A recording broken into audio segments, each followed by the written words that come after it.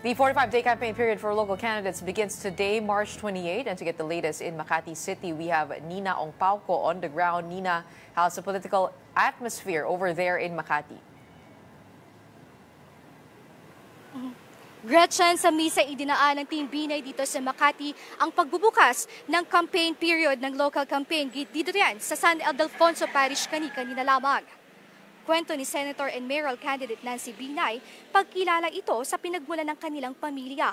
Taga-barangay Pio del Pilar daw sila, kaya minabuting dito na raw gawin ang misa bago ang kick-off event.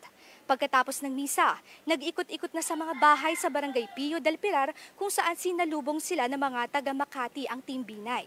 Ayon kay Senator Binay, walang pangakatapat at walang mangyayaring tunggalian sa pamilya nila sa kampanya at ayon yan, what matter is yung kapatiran, ayon kay Senator Binay. Pinangunahan ito ng senadora na tatakbo bilang alkalde ng lungsod at si Monsor del Rosario bilang vice mayor naman.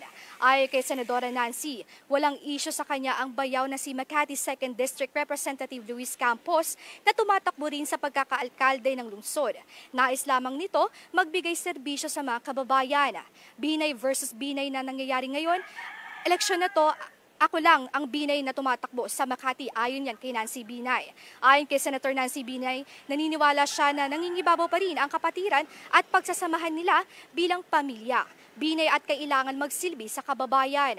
Tuloy pa rin ang pangangampanya at pagbibigay flyers para sa mga tiga Makati at tuloy pa rin ang serbisyo at sinimula ng kanyang ama na si former Vice President Jejomar Binay at kanyang pagpapatuloy.